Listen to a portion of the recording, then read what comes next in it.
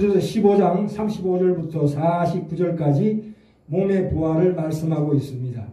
자, 그런데 이 말씀 드리기 전에 먼저 참 헷갈리는 부분입니다. 그죠? 우리가 몸은 무엇이며 육체는 무엇이며 영은 무엇이냐, 영혼은 곧 무엇이냐 하는 것에서 다시 한번 정리하겠습니다.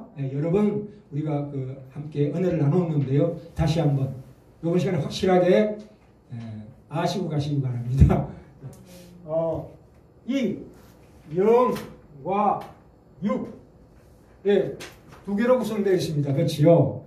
창세기 2장 7절에 보시면 여호와 하나님이 흙으로 사람을 지으시고 생기를 그 코에 불어넣으시니 사람이 생명이 된지라. 그렇죠?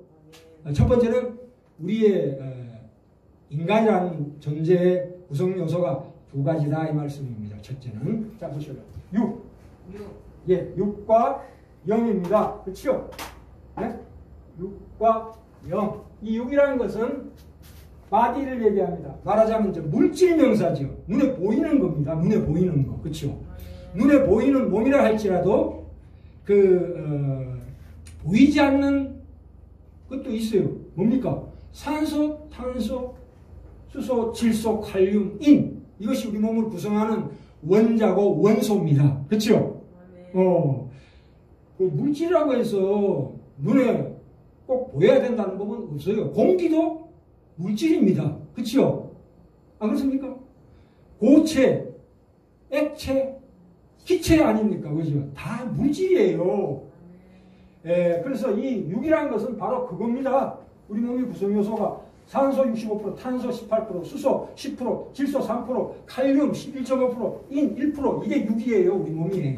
이 몸의 부활을 얘기하는 거예요. 지금. 그렇죠? 그런데 보세요. 영과 육이 합쳤는데 자 뭐가 좀 이렇게 개념을 잡으시기 바랍니다. 뭐가 생겨났다고요? 우리 정신이 생겨났대요. 그렇죠? 우리 보셔요. 눈에 보이지 않는 육체도 있다 이 말입니다. 눈에 보이는 육체는 우리가 아는데 눈에 보이지 않는 육체가 뭐예요? 그걸 혼이라고 합니다. 혼. 그렇죠. 그래서 영, 혼, 육 이렇게 가릅니다. 또 영, 육 이렇게 갈라도 되고요. 그거는 우리가 알기 쉽게 이제 이해하라고 그렇게 설명하는 겁니다. 성경에는 우리 영과 육의 상관관계는 다 모릅니다. 모르는 게 정상이에요. 이걸 확실하게 얘기할 수 있는 사람이 이 지구상에 아무도 없어요. 하나님만 아시는 거예요. 우리는 단지 우리에게 주신 일반 학문을 통해서 그것을 추적할 수 있습니다. 말씀에 근거해서. 그렇죠? 자, 그래서 자 보시면 영이란 건 뭐냐면 하나님과 교통하는 기능을 가진 어떤 것 이렇게 개념을 잡으시기 바랍니다. 이거 찍어놓으세요. 자기는 찍어 나중에 이거는 뭐냐면 영이란 건 우리 존재의 본질적 차원의 생명. 우리가 성경에서 생명이라고 그럴 때는 영을 얘기합니다. 그렇죠? 안 그렇습니까? 자, 그러면 영이라는 것은 또 하나 가장 중요한 게 뭡니까? 행동을 유발하는 원인. 우리가 하나님처럼 하나님이 기뻐하시는 삶을 살아가려고 할 때에 어디에서 그 힘이 올라옵니까? 영에서 올라오는 거예요. 그렇죠? 우리가 무슨 결단하려고 할 때 보시죠. 결정을 이끌어내는 힘입니다. 뭔가 이 힘이 어디서 온다고요? 영에서 오는 거예요. 우리 하나님도 영적인 본성이 있습니다. 그걸 하나님의 영성이라고 해요. 우리도 우리의 영성이 있어요. 그렇죠? 하나님 우리를 창조하실 때 생기를 보러 넣어 주셨잖아요. 그렇죠? 그렇기 때문에 나의 모든 행동을 유발하는 원인이 되는 것이고 나의 결정을 이끌어내는 힘이 되는 근본이 뭐냐? 생명이요. 생명인데 그걸 영이라고 합니다. 이제 이해가 되십니까? 자, 그러면 우리가 로마서에 주로 많이 나오는데 8장에 보면 육체를 따라 살지 마라, 육신을 따라 살지 마라 했을 때는 이걸 얘기하는 게 아니에요.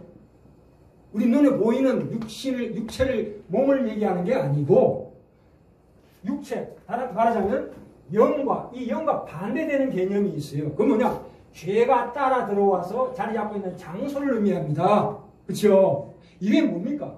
눈에 보이지 않는 마음이죠. 이게 혼이라고 그래요. 혼. 말하자면 쉽게 얘기하면 영, 혼, 유 이렇게 따집니다. 그렇죠. 그러면 이 마음이 부패했다는 것은 뭐가 동시에 따라서 부패합니까? 육신도 부패하는 거죠. 그렇죠. 네. 자, 그러면 이건 추상명사예요. 마음이란 것은 사랑, 시기, 정오 이런 것들도 다 추상명사에 들어가는 게 이게 마음이에요. 그렇죠. 그러나 우리의 사랑이라는 것은 기껏 해봐야 필레오, 친구 간의 사랑, 에로스, 육체적인 사랑밖에 몰라 사실은. 진정한 아가페적인 사랑은 어디서 나온다고요? 여기서 나온다. 여기서만이 나를 희생하는 아가페적인 사랑이 올라올 수 있다 이 말입니다. 네. 우린 이걸 믿는 거예요. 네. 그렇죠. 우리가 이게 믿는 신자는 안 믿는 신자는 이게 단절되어 있어요. 이걸 죽었다 그럽니다. 죽었다. 아담이 죄를 지음으로 말미암아 너는 죽었다. 사망을 선고하는 거예요. 당장 죄 짓자마자 바로 이 영은 죽어버린 거예요. 죽어버린 거예요. 근데 왜 육체는 안 죽고 있을까? 이거는 서서히 죽는 거예요. 서서히. 이를테면 예를 하나 더 봅시다. 쉽게. 물고기를 머리에서 끄집어내면 금방 죽습니까? 안 죽죠. 꽃을 꺾어서 딱 했어도 뭐 좀 애매하지만 어쨌거나 그렇죠. 조만간 죽습니다. 조만간.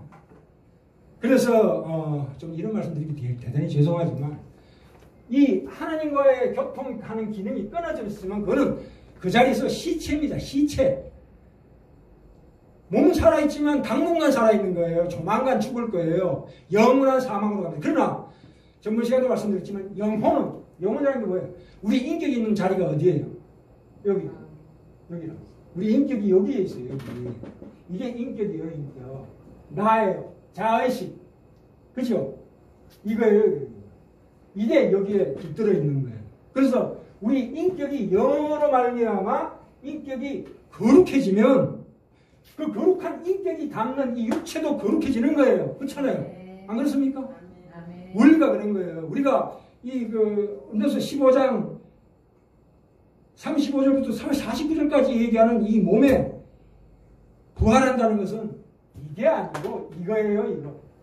이게 부활한다는 거예요. 이게 눈에 보이는 이 몸이 영광스럽게 변화한다 이거예요. 빌보서 3장 20절에 21절에 보면 오직 우리의 시민권은 하늘에 있는지라 거기로서 구원하는 자 예수 그리스도를 기다리노니 끝날에 예수님 다시 오실 때 그가 만물을 자기에게 복종케 하실 수 있는 자의 역사로 누구로? 하나님의 역사로 하나님의 권능으로 하나님의 능력으로 우리의 낮은 몸을 지금 낮은 몸이죠. 갈증을 느끼는 그런 낮은 몸을 자기 영광의 몸의 형체와 같이 변케 하시리라. 우리는 영광스러운 몸으로 변화됩니다. 그런데 그게 기초가 어디냐면 이 몸이에요. 이 몸이 그 기초예요. 이 몸이 없으면 영광스러운 몸으로 변하지 않습니다. 그래 이 몸으로부터 시작하는 거예요. 그래서 이 몸은 너무너무 소중해요. 죽은 시체를 보더라도 신자가 죽었을 때 그 시체를 보더라도 그걸 거룩하게 보셔야 돼요. 비록 흩어져서 땅으로 들어가지만 나중에 예수님 다시 오실 때에 그 무덤에서 솟아나서 영광스러운 몸으로 변화됩니다. 그것이 어떤 모습인지 우리는 알 수가 없지만 지금 가지고 있는 육체에서 빛이 난다거나 이런 정도겠죠. 더 정말 우리가 상상할 수 없는 신기한 능력으로 우리 몸을 변케 하신다. 이게 기독교 신앙의 핵심 교리입니다. 세상의 불교나 헬레니즘 같은 데서는 나의 정신은 선한데 육신이 악해서 그렇다 해서 그래서 왜 해탈하려고 난리예요. 해탈. 뭘 해탈을 해. 몸을 떠나려고 자꾸 욕심을 고행을 하고 이런 걸 합니다. 아닙니다. 절대 기독교는 고행하는 종교가 아니에요. 삶 속에서 하나님의 역사를 기다리고 그걸 체험하는 종교입니다. 육신을 절대 죄악시하면 안 돼요. 왜 여기 하나님이 지으셨잖아요. 어떤 걸로? 하나님의 형상. 물론 하나님의 형상 중에 우리 몸도 일부분이라고 이해하시면 됩니다. 우리 이 몸도 하나님의 형상의 일부분이에요. 그래서 오늘 네 번째 시간에 우리 안에 있는 하나님의 형상 몸입니다. 그래서 우리가 심리학에서는 이 의식, 무의식이라고 있어요. 이건 우리가 성경사역의 3단계에서 잠깐 언급해 드렸는데 이건 앞으로 다시 말씀드릴게요. 우리는 의식이 있는 반면에 또 무의식이 있어요. 무의식 속에 뭐가 있어요? 꿈을 꾸잖아요. 본능적으로 꿈을 꾼다고. 그에 대해서 앞으로 또 비밀을 한번 풀어보겠습니다. 말씀을 통해서. 자, 과학에서는 뭐라고 그래요? 이 마음과 정신과 생각이 어디서 나오느냐? 뇌 기능에서 나온다 이 말이에요. 과학은. 이게 유물론이에요. 대뇌, 중뇌, 간뇌. 그러니까 뱀은 이거밖에 없어. 뱀 대가리 보셨죠? 뇌가 있어요, 없어요? 거의 없어요. 그러니까 본능만 움직이는 거야, 그냥. 근데 개 정도 되면 이 정도까지 올라오죠. 중뇌까지. 그죠? 뭐 조가 꼬리치고 뱀이 꼬리치는 거 봤어요? 좋고 나쁘고를 분별할 수 있습니다. 의식이죠. 의식이 있다 이거예요. 그러나 자의식은 없어요. 내가 개인가? 정신병 전문의가 환자가 왔는데 저 의사 선생님 제가 참 고민했는데요. 자꾸 제가 개가 된 것 같은 꿈을 꿉니다. 그러면 언제부터 그런 꿈을 꾸셨습니까? 그랬더니 제가 강아지 때부터 꿨습니다. 그런 얘기 하더라고요. 아니 정신이 나가잖아요. 그래서 이 대뇌가 있다는 것은 생각하는 이 사고, 인간이라는 게 대뇌가 있는 거 아니에요.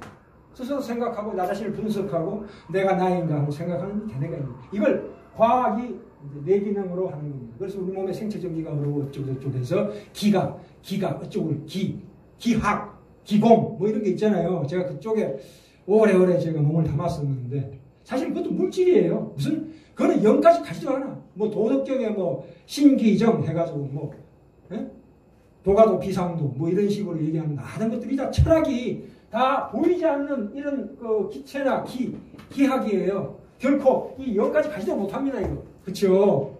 얼마나 우리 기독교가 말씀에 깊은 진리를 담고 있는지 모릅니다.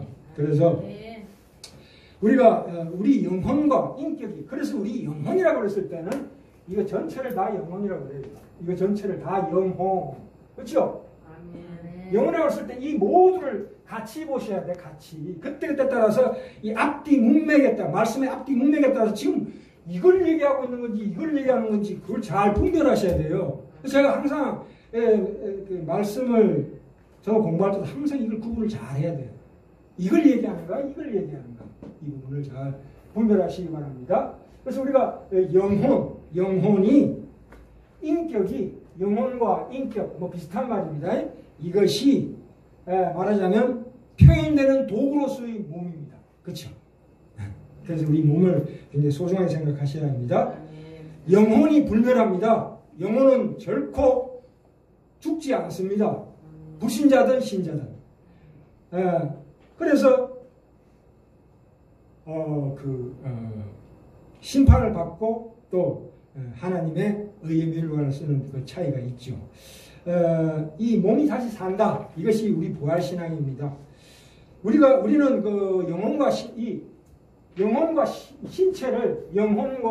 신체를 분리하지 않습니다. 하나로 봅니다.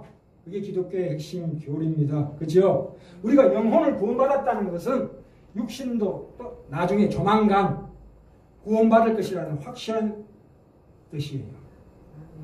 그래서 우리 육신이 아직 이 세상 가운데 있기 때문에 어쩔 수 없이 우리는 환난받고 고난받을 수밖에 없다. 그 심판의 결과예요. 여자가 해산하는 고통을 당하는 것은 또 그것은 죄의 결과예요. 우리는 옛날에 에덴 동산에서는 여자가 낳을 때 하나님 그렇게 의도하지 않았어요. 고통 없이 아마 놓게 했을 것 같아요. 만약에 아담이 죄를 안 지어서. 또한 남자가 땀 흘리지 않고도 경작할 수 있었다니까. 땀을 흘려야 먹는 것은 그것은 저주의 심판의 타락의 결과예요. 우리는 어떤 우리에게 복을 주셨어요? 지배권을 주셨어요. 모든 자연계와 동물을 다스릴 수 있는 지배권을 아담에게 주셨는데 타락함으로 말미암아 이제 땅을 경작을 안 하면 땅이 저주받아서 가시와 엉겅퀴가 나오고 다시 야생 상태로 돌아가는 거예요. 옛날엔 그게 아니에요. 에덴 동산은 뭐 자기가 경작할 이유가 없어요. 땀 흘릴 이유도 없고 우리는 다스리는 자예요. 다스리는 자. 그게 왕같은 제사장. 그걸 회복시켜주는 게 구원이고 우리 몸까지 모두 다 전인적인 구원. 그것을 구원의 완성이라고 합니다. 영화. 구원의 3단계에서 여러분 밝혔는데요. 여기에서 너무 길게 갔습니다. 죄송합니다. 자, 이사야서 한번 볼까요? 이사야서 저기 책갈피 꽂아놨습니다. 25장으로 가볼까요? 구약에도 여기저기 많이 이 몸의 부활에 대해서 많이 나오고 있는데요. 몇 구절만 한번 찾아볼까요? 이사야서 25장 8절이요. 8절. 25장 8절. 거기 잠깐 꽂아놨습니다. 찾으셨습니까? 25장 8절. 사망을 영원히 멸하실 것이라. 이 사망이라는 것은 몸의 사망을 얘기하는 겁니다. 이게 그죠? 주 여호와께서 모든 얼굴에서 눈물을 씻기시며, 그죠? 네? 그 백성의 수치를 온천하에서 제하시리라. 여호와께서 이같이 말씀하셨느니라. 그다음 26장 19절. 26장 19절이요. 찾으셨습니까? 주의 죽은 자들은 살아나고, 그쵸? 주 안에서 죽은 자들은 살아나고, 우리의 시체들은 일어나리이다. 그쵸? 우리 시체가 어떻게 된다고요? 일어나리이다. 티끌에 거하는 자들아. 티끌이라는 게 뭐예요? 흙이에요. 그죠? 완전히 흩어져서, 몸이 완전히 흩어져서 티끌에 거하는 자들아, 일어나라. 너희는 깨어 노래하라. 이때가 언제예요? 영원한 천국입니다. 그죠? 주의 이슬은 빛난 이슬이니 땅이 죽은 자를 내어 놓으리로다. 아멘. 예. 제가 다니엘서를 제가 읽겠습니다. 다니엘서 이거는 피지 마십시오. 너무 시간이 너무 많이 가니까. 다니엘서 12장 1절부터 3절까지 제가 읽겠습니다. 한번 들어보셔요. 그때 네 민족을 호위하는 대군 미가엘, 천사장 미가엘이 일어날 것이요. 언제? 끝나네. 또 환란이 있으리니 이는 개국 이래로 그때까지 없던 환란일 것이며 그때 너의 백성 중 무릇 생명책에 기록된 모든 자가 구원을 얻을 것이라. 그 구원은 몸의 부활입니다. 더 나아가서, 그죠? 구원 지금 받았지만 몸의 구원은 그때 받는 거예요. 그죠? 땅의 티끌 가운데, 아까 또 티끌이 나오네요. 땅의 티끌 가운데서 자는 자 중에 많이 깨어 영생을 얻는 자도 있겠고, 또한 그 반대로 영원한 지옥의 불에 가서 수욕을 받아서 무궁히 부끄러움을 입을 자도 있을 것이며, 이렇게 나와요. 갈라진다는 얘기예요. 그죠? 3절에 지혜 있는 자는 궁창의 빛과 같이 빛날 것이요 많은 사람을 옳은 대로 돌아오게 한 자는 저 하늘의 별과 같이 영원토록 비치리라.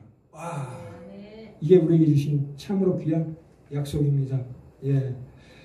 그런데 또 하나 추가하고 싶은 것은 여기 보시면 이 고린도서 15장에 계속 그 얘기가 나오는데요. 해와 달의 영광도 다르고 별과 별의 영광이 다르다는 것은 뭐냐면 우리의 인간의 개성이 있어요. 각자 가지고 있는 개성이 있다고요. 남과 비교할 수 있는 개성은 참으로 귀한 겁니다. 하나님은 그 개성을 그대로 보존해 주십니다. 그 개성, 개 같은 성질에서 죄만 쫙, 항상 말씀드리지만 죄만 쫙 뽑아버리면 너무 고귀한 거예요. 누가 나를 남하고 비교할 수 있습니까? 비교 대상이 아니에요. 그걸 보관하셔서 우리를 육신 부활 때 다시 새롭게 하신다 이 말입니다. 아, 얼마나 귀합니까? 그죠? 이 물질이나 외형은 이렇게 변화되지만 우리 개성은 변하지 않아요. 그거 아셔야 돼요. 우리가 부활한다 할지라도 내가 지금 가지고 있는 개성, 아니 개성까지 변하면 뭐예요? 나라는 존재 자체가 뭐예요? 아무 의미가 없는 거지. 그렇죠? 그래서 내가 나 자신을 존중하고 아껴줘야 돼요. 나의 컴플렉스나 나의 잘못된 것을 그걸 미워하면 안 돼요. 그것을 통해서 하나님 더 역전시키신다니까요. 이 세상에 내가 저지르는 어떤 실패나 실수나 시행착오도 다 하나님이 다 쓰십니다. 염려하지 마세요. 그래서 우리가 세상 가운데 환경을 변화시켜서 뭔가 하나님 일을 한다. 아니에요. 환경은 그대로 놔두고 내 속이 변하는 거예요. 그렇죠? 내 속이 변하고 내 속에 천국이 임하면 세상 어디 가도 아골골짝 빈들에 가도 전혀 두려워할 것이 없는 우리의 존재예요. 우리 구원받았다는 것이 얼마나 큰 축복인지 우리가 알아야 합니다. 그렇죠? 참 희한하죠. 이렇게 저급한 몸에 이 몸이 시발점으로 해서 우리의 영원한 영광의 몸으로 형체로 변한다는 게 얼마나 신기합니까? 그건 누구의 능력이에요? 하나님의 권능입니다. 거기에서 하나님의 능력이 나타나는 거예요. 그죠? 예. 아까도 말씀드렸지만 우리가 신자의 시체를 볼 때 그걸 추하게 보시지 마시고 그것이야말로 소망의 종자다 생각하세요. 이렇게 나오잖아요. 욕된 것으로 심고 썩을 것으로 심고 그죠? 육의 몸으로 심고 신령한 몸으로 다시 사나니 그죠? 썩을 것으로 심고 썩지 않을 것으로 거둔대요. 다시 산대요. 얼마나 이게 부활이 참으로 리얼합니까? 그죠? 네. 참 이런 걸 우리가 이런 말씀을 볼 때는 너무너무 위로받습니다. 그래서 다시 한번 말씀드립니다. 인간의 몸도 하나님의 형상의 일부라고 합니다. 그것은 하나님께서도 몸이 있다는 얘기가 아니고 우리 몸이 하나님의 영광을 드러내기에 좋게 구조되어 있다 이 말입니다. 우리 몸이 이 눈에 보이는 이 육이 하나님의 영광을 드러내는데 가장 좋은 구조로 되어 있대요. 그게 하나님의 형상이 아니고 뭡니까? 우리 몸은 여기 나왔다시피 고린도서 15장 35절부터 말했다시피 우리는 짐승의 몸하고 전혀 달라요. 짐승은 고통이 짧아요. 죽을 때도 훨씬 우리보다 고통 없이 갑니다. 왜냐하면 나라는 의식이 없기 때문에. 근데 우리는 죽을 때 뭐 어떤 질병에 걸려가는 더 아파요. 너무너무 아파. 고통이 심한 만큼 그 육신이 얼마나 고귀한가 알아야 돼요. 내 고통이 심한 만큼 이렇게 예민하구나. 이 고통이 이렇게 극심한 것이 하나님께서 그만큼 우리 몸을 잘 지으셨다는 얘기예요. 짐승의 몸하고 다르고 새의 몸하고도 다릅니다. 우리는 거룩한 이 몸을 통해서 거룩의 표도를 잘 나타낼 수 있습니다. 그래서 몸은 하나님의 성전이라고 합니다. 그죠? 고린도서 3장 16절 제가 항상 말씀드린 거 있잖아요. 너희가 하나님의 성전인 것과 하나님의 성령이 너희 안에 거하시는 것을 알지 못하느냐? 하나님의 성전을 더럽히지 마라. 하나님의 성전이 거룩하니 것만 너희도 거룩하라. 뭘로? 내 몸으로. 그게 산 제사예요. 내 몸을 거룩하게 가꾸는 것이 진정한 하나님께 드리는 예배고 그것이 진정한 하나님께 드리는 제사예요. 뭐 막 하나님이 위해서 뭐 봉사하고 해서 물론 그런 행동이 따라오지만 그러나 그것보다 더 우선적으로 나의 몸을 거룩하게 하는 것이 가장 하나님께 드리는 진정한 산 예배예요. 신령한 진정으로 드리는 예배예요. 그런데 물론 이렇게 말씀드리는 저도 개판 오구입니다. 몸을 더럽히길 아주 그냥 참 떨쳐내기 참 힘들어요. 그렇다 할지라도 하나님 절대 실망하시지 마시기 바랍니다. 예, 하나님께서 다 그런 능력을 우리에게 주실 것입니다. 자, 지금 시간이 조금 남았네요. 자, 우리 본문으로 들어갑시다. 오늘 본문으로 들어가야 되는데 이거는 앞으로 한 몇 시간에 걸쳐서 계속 할 건데요. 자, 고린도전서 15장을 부활장이라고 합니다. 그죠? 이게 뭐냐면 부활이 뭐냐에 대해서 핵심을 얘기하고 있어요. 그죠? 아까도 말씀드렸지만 정신과 육체를 이분화하는 사고방식은 잘못된 겁니다. 정신은 선하고 물질은 악하다는 것은 잘못된 사고방식입니다. 세상적인 사고방식입니다. 그래서 35절에 이 사람들이 그렇게 묻죠. 누가 묻기를 죽은 자들이 어떻게 다시 살면 어떠한 몸으로 오느냐 하는 질문이 바로 그것이죠. 아니 정신은 선하고 육신은 악한데 이게 무슨 얘기냐.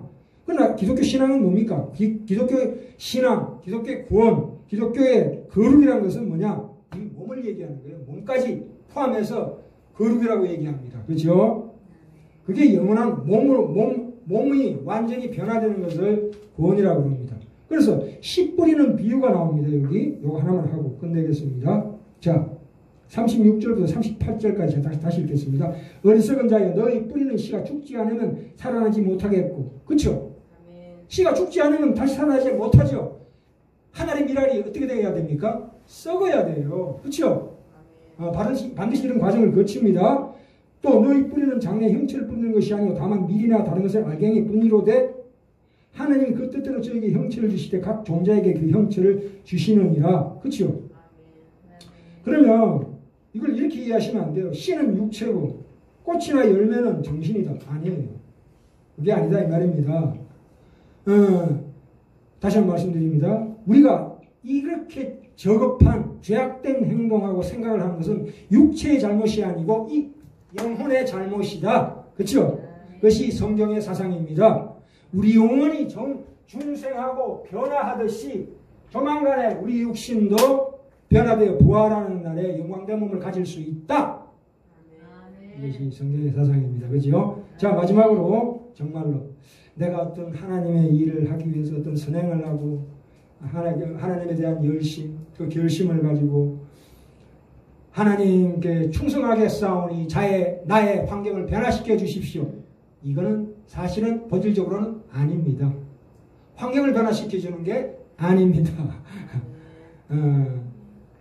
기독교는 환경을 변화시키는 게 아니고 나를 변화시켜요. 그죠? 우리는 누굽니까? 왜 환경을 변화시켜달라고 합니까? 이건 제가 제 자신에게 하는 얘기예요. 우리는 자연계와 동물을 다스리는 권세를 가지고 있어요. 지배를 가지고. 그거는 네가 그거를 좀 너무 앞서가는데 그건 네가 변화시켜라. 이거예요. 아니 누구한테 그걸 변화시켜달라고 그래 하나님한테. 네 아들 아니냐? 그건 네가 변화시켜. 이렇게 되는 거예요. 말하자면 그거예요. 네 속이 변하면 네의 환경과 주위도 다 변하게 된다. 걱정 마라. 이거 아니에요. 무엇을 먹을까 무엇을 마실까 무엇을 입을까 염려하지 말라. 그것은 이방인들이 구하는 것이라. 그런 하잘것없는데 생명 걸지 마라. 너는 나의 자녀다. 천지우주를 다스릴 수 있는 권세를 줬다. 그걸 활용해라. 물론 지금 당장은 아니지만 그런 마음속에 소망을 가지고 있으면 참으로 우리 인간이 담대해지고 또한 어떠한 환난과 고난 가운데서도 우리가 하나님의 자녀로 우뚝 수 있는 어떤 귀한 이 영으로부터 주어지는 이 우리 행동을 유발하는 원인과 결정을 이끄는 힘이 우리에게 주어질 줄 믿습니다. 감사드립니다.